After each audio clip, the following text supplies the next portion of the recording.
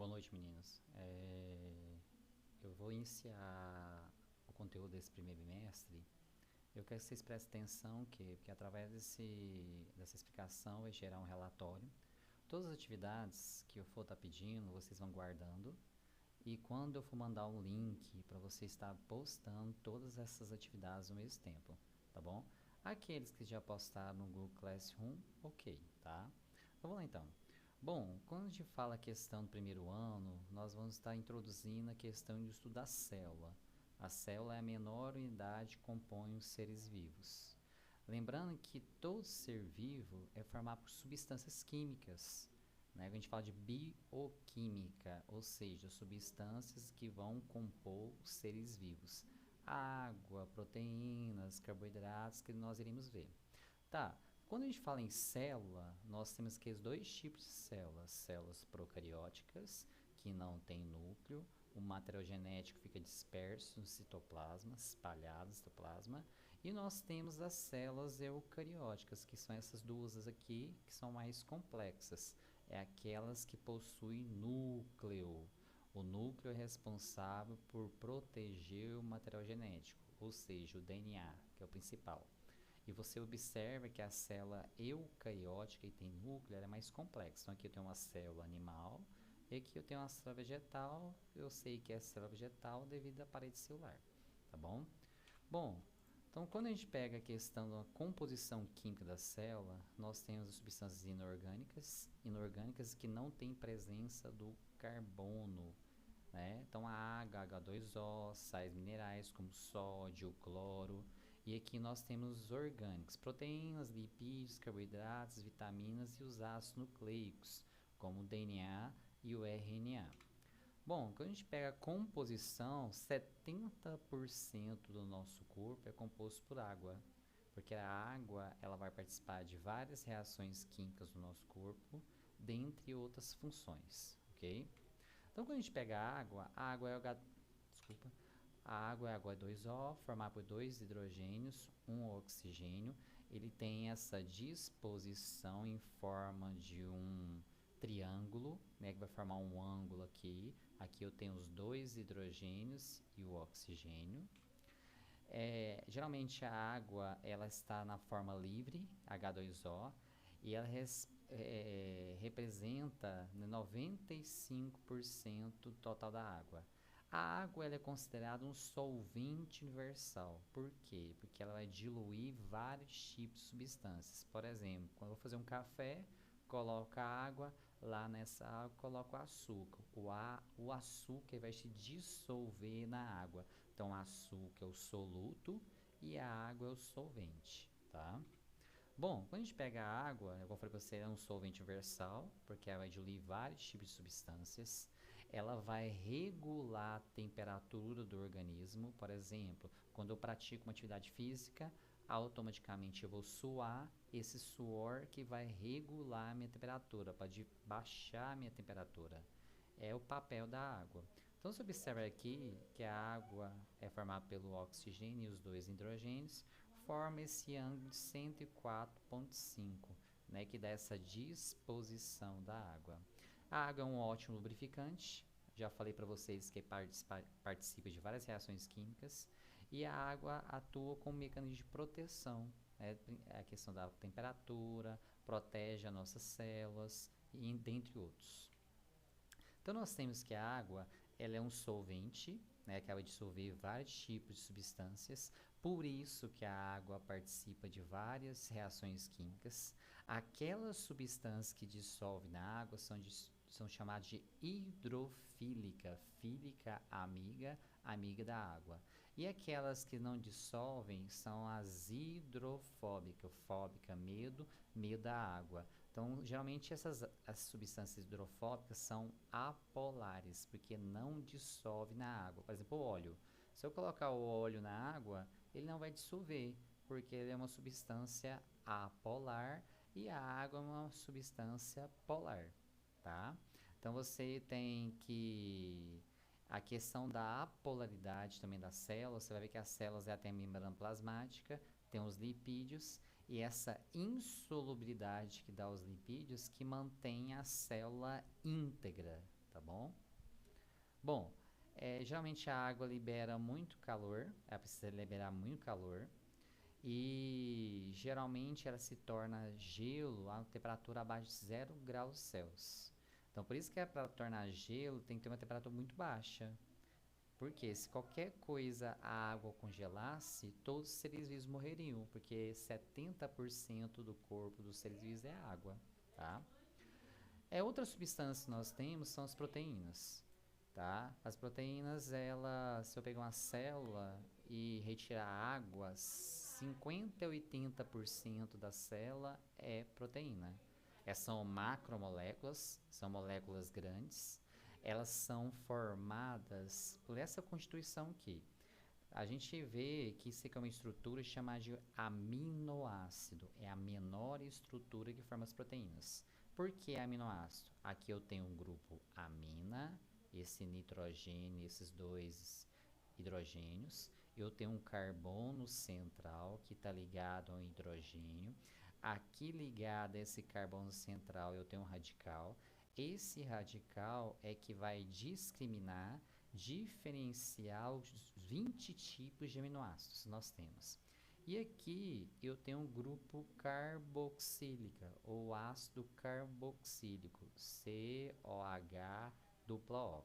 Então, nesse carbono central desse aminoácido, eu tenho hidrogênio, radical, grupo amina e o grupo carboxílico. Isso que vai formar um aminoácido. O aminoácido vai se unir para formar as proteínas, tá? Então, quando eu pego uma proteína, por exemplo, se eu pegar a hemoglobina é uma proteína que está nos nossos glóbulos vermelhos, que vão transportar o oxigênio e o gás carbônico. Você observa que eu tenho vários aminoácidos ligados aqui, né? Isso é questão que para formar essa proteína. Então, você observa que um aminoácido, por exemplo, radical 1, vai se ligar a outro aminoácido, radical 2, e através do quê? Qual que é essa ligação?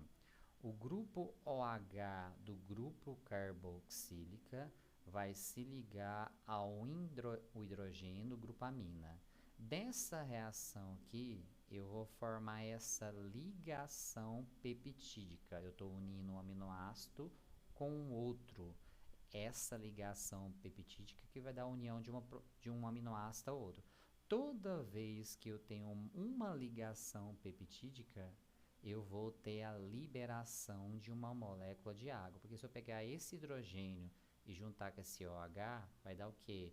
H2O, ok? Então, na formação, a união de dois aminoácidos, sempre a liberação de uma água para a formação dessa ligação aqui, que é a ligação peptídica, ok? Bom, nós temos vários tipos de proteínas. Colágeno, por exemplo, que vai formar os músculos, tendões. A queratina, que forma o pelo, né? A pele, a parte da pele. Nós temos a hemoglobina, que eu falei para você, que transporta o oxigênio. Os anticorpos são proteínas que protegem o nosso corpo. Dentre outras, nós temos as enzimas, que participam de várias reações químicas que vão quebrar substâncias. Por exemplo, o processo de digestão no nosso organismo tem a participação de enzimas, ok? Com relação aos aminoácidos, falei para vocês, né? Eles vão se unir através de ligações peptídicas. Então, eu tenho vários aminoácidos se unindo, por isso que eu vou falar polipeptídeos, ou seja, várias ligações químicas. E quando eu falo uma proteína, são polipeptídeos muito grandes, formado por uma cadeia grande de aminoácidos, tá? Quando eu pego o aminoácido, eu pedir grupo amina, grupo carboxila, o carbono central e o radical. Isso aqui eu tenho estrutura de aminoácido, tá? As proteínas podem ser classificadas o quê? Em proteínas simples, bem simples, né? Que é uma cadeia de aminoácidos unidos. E eu vou ter as proteínas conjugadas, que é a proteínas ligada a outro tipo de substância. Eu tenho proteína M, proteína ligada a minerais, lipoproteínas ligadas a lipídios e glicoproteínas ligadas a glicose, carboidratos, tá? A classificação das proteínas também quanto à sua forma, quanto à sua estrutura. Eu tenho as fibrosas, que elas são insolúveis e são formadas por filamentos, como colágeno. Eu tenho as globulares, que em forma de um globo, né, que é bem globular, como hemoglobina, que ela vai fazer o transporte, a defesa, ela faz a digestão, a quebra de substâncias, né, são os globulares. E no caso, a estruturação das proteínas, eu tenho o quê? Eu tenho estrutura primária, é quando eu visualizo todos os aminoácidos e as ligações peptídicas. Eu tenho estrutura secundária, quando essa proteína começa a se contorcer devido às pontes de hidrogênio, dentre outras reações químicas. Eu tenho a estrutura terciária, quando essa estrutura secundária se dobra, né, forma uma estrutura mais globular. E eu tenho estrutura quaternária, quando eu tenho mais de uma estrutura terciária junto. Então, por exemplo, eu tenho uma estrutura terciária em laranja e eu tenho outra estrutura terciária em vermelho. Então, aqui eu tenho uma estrutura quaternária. Por exemplo, a hemoglobina, ela é uma substância quaternária, uma proteína quaternária, que ela é formada por 3 estruturas terciárias, tá? Com relação a outras substâncias, que são os carboidratos, né? Os carboidratos é que vai dar energia ao nosso organismo. Eles são chamados também de açúcares, glicídios. Eles são formados por carbono, hidrogênio e oxigênio. Igual para vocês, é a principal fonte de energia para nossas células. Quando eu pego o carboidrato, eles são responsáveis pela energia do nosso organismo. E eles vão constituir algumas estruturas do nosso corpo, tá? A classificação dos carboidratos. Eu tenho os monossacarídeos, que é formado somente por uma molécula de açúcar, né? Esses monossacarídeos eu posso ter de 3 a 6 carbonos. Então, eu tenho monossacarídeo com 3 carbonos e eu tenho monossacarídeo com 6 carbonos. Por exemplo, a glicose tem 6 carbonos, a frutose tem 6 carbonos, a galactose tem 6 carbonos. A glicose é o mais importante desses três monossacarídeos aqui para a questão de fonte de energia. A glicose encontra a maioria dos alimentos, a frutose nas frutas, a galactose no leite e seus derivados, tá? Então, se pegar aqui, eu tenho outro tipo de monossacarídeo que são, porque nós temos o quê? Quando eu falo triose, é um monossacarídeo com 3 carbonos. Tetrose é um monossacarídeo com 4 carbonos. Pentose é um monossacarídeo com 5 carbonos. E a hexose é um monossacarídeo com 6 carbonos, como a glicose. Eu tenho as pentoses, uma chamada de ribose e a outra chamada de desoxirribose. A ribose é um monossacarídeo que vai formar o RNA, que é um material genético do nosso organismo. E a desoxirribose vai formar o DNA, tá bom? Aqui eu tenho uns monossacarídeos, como a glicose, fornecer energia, a frutose, também energia que vem através de frutos, a galactose vem do leite e seus derivados. A partir do momento que eu tenho, né, essa utilização dessa glicose é um combustível para o nosso organismo. Ela pode estar armazenada, por exemplo, principalmente no músculo, no fígado, através de uma molécula chamada de glicogênio, que ela pode ser quebrada e libera glicose no nosso organismo. Essa glicose também pode ser transformada e armazenada em forma de gordura, tá bom? Bom, outra classificação são os disacarídeos, ou também chamados de oligosacarídeos. São açúcares formados por 2 moléculas de açúcar, ou seja, por 2 monossacarídeos. Né? Geralmente eles são solúveis em água, tem a forma de cristalina de cristais e tem o sabor doce. Eu tenho exemplo a sacarose, a lactose e a maltose. Então, se eu pegar, o que é a sacarose? É um disacarídeo. Então, é formado 2 moléculas de açúcar. A sacarose é formada por glicose mais frutose. E ela é encontrada o quê? Na cana-de-açúcar e beterraba, em grande quantidade. Tá? Tem um papel grandioso e energético. A lactose, ela é a união da glicose mais galactose. Ela é encontrada no leite e seus derivados. E a maltose é formada por 2 moléculas de glicose. né? Encontrada em alguns vegetais, né? Ela, geralmente o amido se eu pegar, por exemplo, a mandioca, quando ela é quebrada no nosso organismo, esse amido é quebrado e liberada a glicose. E esse amido é formado por várias maltoses, tá? E nós temos monossacarídeos, disacarídeos e agora os polissacarídeos. É formado três ou mais moléculas de glicose. E também pode se chama de glicanas. Os três principais polissacarídeos é o amido, que é um polissacarídeo de reserva dos vegetais, né? Você vai encontrar em vários vegetais. O glicogênio, que é um polissacarídeo de reserva dos animais. E a celulose, que é um polissacarídeo estrutural, que vai formar estrutura nas plantas. Por exemplo, a parede celular da célula vegetal é constituída de celulose, tá?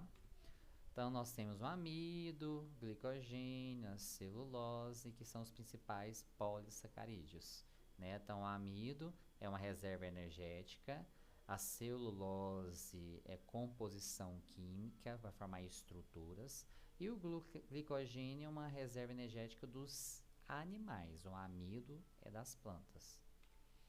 Lipídios, quando a gente fala em lipídios, são estruturas como as gorduras, os óleos vegetais, né? Geralmente esse lipídio é formado por carbono, hidrogênio e oxigênio. Ele é formado de uma estrutura chamada de ácido graxo e uma molécula de álcool. Então ele vai formar as gorduras, as ceras. Por exemplo, a cera do meu ouvido é um tipo de lipídio. Os óleos vegetais, o óleo de girassol, aquele óleo de cozinha, o óleo de amêndoas, são todos formados por lipídios. São insolúveis em água, não se dissolvem na água, tá? Por isso que são moléculas apolares. E os lipídios mais comuns encontrar no organismo são os triglicerídeos. Então, quando você faz um exame, você vai ver sua taxa de triglicerídeos, se não está alterada demais, que pode formar placas de gordura nas suas artérias, tá? Os fosfolipídios, que são lipídios que vão formar as membranas celulares das células, e os esteroides, que vão formar os hormônios, como o hormônio masculino, testosterona, e o hormônio feminino, a progesterona, tá? Então, onde encontrar esses lipídios? Nas membranas celulares. Eles são transportadores no plasma, né, que é o líquido do nosso sangue. Ele é uma barreira hidrofóbica, ele impermeabiliza a estrutura. Por exemplo, se observar a folha de uma planta, ela tem uma cera que protege ela, para ela não ressecar, tá? Ele também tem funções de coenzimas, que vai regular o nosso organismo, por isso que vai participar de várias formações de vitaminas, né? Regula a questão da temperatura do nosso corpo, né? Então você observa as funções e onde são encontradas esses lipídios, tá? Então se observar aqui, a nossa membrana plasmática é formada por essas estruturas que tem essa cabecinha e essa caudinha, que é chamada de fosfolipídio. Então aqui eu tenho a cabecinha, que é uma parte hidrofílica, que pode estar em contato com a água, e a caudinha, que é uma parte hidrofóbica que não está em contato com a água. Devido a essa disposição do fosfolipídio, eu formo essa dupla camada da membrana plasmática, tá bom? Os lipídios mais comuns são os triglicerídeos, fosfolipídios, os glicolipídios, são lipídios ligados à glicose, e os esteroides vão formar os hormônios, tá? Então, geralmente, os triglicerídeos são encontrados em plantas e animais, e é uma reserva de energia nos animais, certo? Então, é uma reserva principal de energia no nosso corpo. Então, a gente adquire de vários tipos de alimentos esse triglicerídeo. Então, os triglicerídeos adquire através de plantas, é a carne vermelha, a carne branca que eu posso adquirir. Os fosfolipídios são os principais componentes da membrana celular. Ele é chamado de uma molécula anfipática. O que é anfipática? Tem a parte hidrofílica e a parte hidrofóbica, eu já expliquei para vocês. Aqui então, se você observar, aqui está o fosfolipídio, né? Se observar aqui, Então ela tem a cabecinha hidrofílica e a cauda hidrofóbica, tá bom? Então aqui está aqui a disposição da membrana plasmática com esses fosfolipídios, tá? Os glicolipídios também vai estar em todas as membranas do nosso corpo. É fonte de antígeno. Ele que vai diferenciar os tipos de sangue, se é O, se é B, se é A. E ele recebe algumas toxinas, né? E vai identificar se tem alguma toxina no nosso organismo, tá? Os esteroides, o principal deles é o colesterol, que a gente sabe que eu tenho um bom colesterol e um mau colesterol. É importante a presença dessa molécula no nosso organismo. Esses esteroides são importantíssimos para a formação da vitamina D, né? Quando eu pego a luz solar, essa luz solar vai interferir na produção de vitamina D. E esses esteroides é utilizado pelos ovários, que é o órgão feminino, e os testículos, que é o órgão masculino, na produção de hormônios sexuais, tá? Os minerais, né, que são substâncias importantes no nosso corpo, 1% do total da célula tem esses minerais, tá? Então a gente pegar a questão função deles, regula a atividade do nosso corpo, regula a atividade da célula, e eu posso encontrar na forma insolúvel ou dissolvida em água. Então, aqui estão os principais. Eu tenho um cálcio, que vai formar os ossos, os dentes, que vem através de leite e seus derivados. O fósforo também, que participa da transferência de energia na formação dos ácidos nucleicos, DNA e RNA, o encontro em carne. O sódio, né, o cloro, o potássio, o magnésio, o ferro, que vai formar a hemoglobina, que ajuda no transporte de oxigênio e carbono. Por isso que a pessoa, quando tem anemia, a falta desse ferro, ela fica apática, ela fica sem energia. É porque eu não estou transportando oxigênio suficiente para a produção de energia. Tá bom? Então aqui estão os principais sais minerais. As vitaminas, né, são compostos orgânicos importantíssimos para o nosso corpo, né? E você tem dois tipos de vitaminas, né, dois grupos. Então elas vão participar com relação às funções do nosso organismo para desempenhar o que é algumas regulações. Então nós temos dois tipos de vitaminas: as hidrossolúveis, aquelas que dissolvem na água, e as lipossolúveis, que dissolvem o que? Nos lipídios, nas gorduras, tá? Então se elas geralmente são coenzimas, né? Porque elas são responsáveis por participar de várias reações químicas no nosso corpo, e elas prevêm contra doenças, e também a saúde ideal do nosso organismo depende dessas vitaminas. Então, aqui está a principal, a vitamina A, também pode chamar de caroteno, onde encontra gema de ovo, verduras verdes ou amarelas, frutas. Ela evita uma doença chamada de cegueira noturna, a pessoa tem dificuldade de enxergar à noite. Tem a tiamina, que é a B1, né, que ela evita a inflamação e degeneração dos nervos. Ela evita uma doença chamada de beriberi, que é a degeneração dos nervos. Vai ficar atrofiando a questão, né, dos membros superiores e inferiores. A vitamina B2, riboflavina, onde encontra o que? Leite, ovos e fígado, né? Fotofobia, né? Sensibilidade à luz, né? E fissuras na pele, vai causando rachaduras na pele e falta dessa vitamina. Vitamina B3, chamada de niacina, eu encontro em cereais, fígados. Evita uma doença que é a pellagra, né? A pellagra são lesões, principalmente no sistema nervoso. A B6, chamada de piroglossina, ela vai evitar o que? A falta dela causa dermatite, inflamações na pele e distúrbios no sistema nervoso. A B12, né, que eu encontro no fígado de animais, principal B12, vai evitar a anemia perniciosa, né, a falta de energia no nosso corpo, a forma do ferro. Vitamina C, o ácido ascórbico, que eu encontro em frutas cítricas, vai formar uma doença que é o escorbuto. O escorbuto é quando você tem sangramento, principalmente na gengiva, no nariz, sangramento excessivo, tá? A vitamina D, que eu encontro em fígado, leite e gema, vai evitar o raquitismo. O raquitismo é quando a pessoa tem alongamento dos ossos, tá? E ficam raquíticas, pequenas.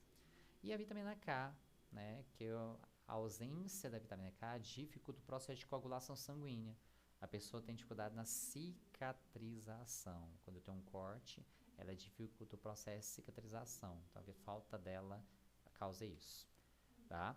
E por último, os ácidos nucleicos, que é o DNA e o RNA, né? Quando eu pego o ácido nucleico, formam menores estruturas chamadas de nucleotídeos. Esse nucleotídeo é formado o quê? Por uma base nitrogenada, que pode ser purinas, que é a adenina e a guanina, e as pirimídicas, citosina e timina. Eu tenho um açúcar, que no caso o RNA pode ser ribose, e o DNA desoxirribose. E esse nucleotídeo tem um grupo fosfato, tá? Tem formado o quê? Base nitrogenada, açúcar e fosfato. Então, o DNA, né, geralmente, ele é uma estrutura formada por açúcar desoxirribose, tem essas quatro bases nitrogenadas, citosina, timina, guanina, adenina, e o DNA é formado fita dupla, é formado por duas fitas conectadas, tá?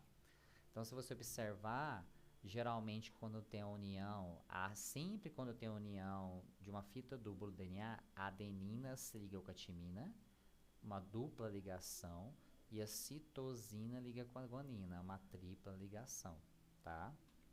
Então, se você observar aqui, igual no caso o RNA é formado somente por uma fita, ele que vai carregar a informação do DNA, quem produz o RNA é o DNA, tá? A função principal, né, se você observar o RNA, ele tem um açúcar que é a ribose, no DNA tem a desoxirribose. No caso, no DNA eu tenho timina, aqui eu tenho a uracila do RNA, tá? E nós temos o quê? Que a fita simples de RNA é porque haverá o quê? A tradução do DNA produz uma fita de RNA, tá? Então, eu tenho três tipos de RNAs: o mensageiro, que leva a mensagem ao citoplasma, associam estruturas ribossômicos. Os ribossomos são formados por RNA ribossômico. Sem o ribossomo, não há tradução, que é a produção de proteínas. E o RNA transportador vai transportar uma mensagem para a produção dos aminoácidos, que vai constituir as proteínas. Então, se eu pegar diferenças básicas em DNA e RNA, o DNA tem uma dupla fita, RNA fita simples. O DNA tem a desoxirribose, como açúcar, o RNA tem a ribose. No caso do DNA, eu tenho a timina e no RNA eu tenho a uracila. Adenina tem nos dois, citosina tem nos dois e guanina nos dois. Tá, meninos? Então, por hoje é isso, é um conteúdo longo. Então, esse mês a gente vai ficar somente nesse conteúdo. E através dessa explicação você faz o relatório, guarda esse relatório naquela folha, que quando eu pedir, vocês vão estar enviando essa atividade para mim. Quem quiser estar enviando já no Google Classroom, anexando lá, pode estar anexando, tá bom? Então, até mais. Boa noite.